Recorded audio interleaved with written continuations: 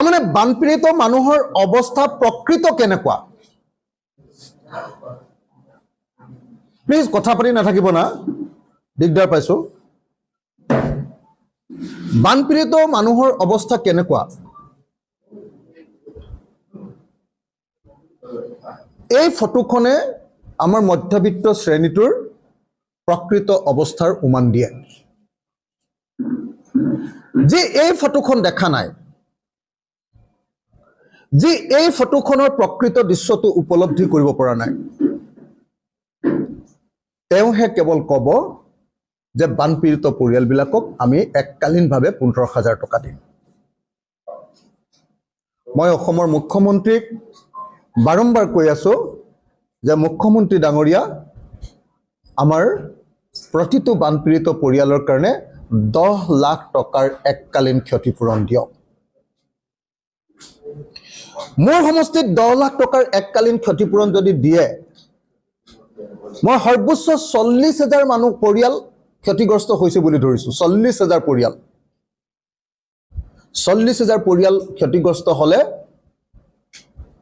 কি হ'ব? 4,000 কোটি টকা মোৰ সমষ্টিত লাগিব। 4,000 কোটি টকা।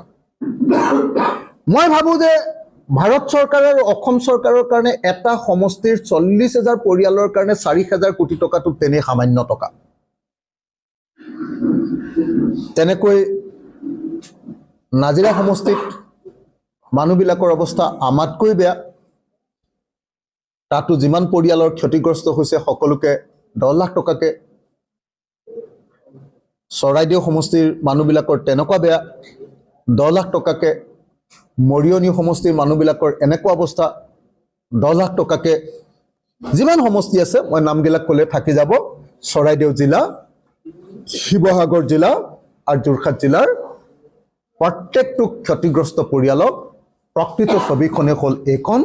আৰু এইখন ছবি মই অসমৰ মুখ্যমন্ত্ৰীৰ হৃদয়ত আঁকি ল'বৰ কাৰণে অনুৰোধ জনাইছো। মই দেখিছো যে অসমৰ মুখ্যমন্ত্ৰীয়ে বানপীড়িতৰ লগত খুব ভদ্ৰভাৱে কথা পাতিছে। বানপীড়িতৰ লগত মজিয়াতে বহি লৈ কথা পাতিছে। সেইকাৰণে মই ভাবো যে শিৱসাগৰৰ আমাৰ অসমৰ মুখ্যমন্ত্ৰীয়ে মানুহৰ হৃদয়ৰ বাৰ্তাটো বুজি পাব। এইখনে হ'ল প্ৰকৃত ছবি। আকৌ এবাৰ মই বাৰম্বাৰ এই ছবিখন মোৰ হৃদয়ত ধাৰণ কৰি লৈছো। মই অসমৰ মুখ্যমন্ত্ৰীৰ হৃদয়ত এই ফটোখন ধাৰণ কৰি ল'বলৈ অনুৰোধ জনাইছো।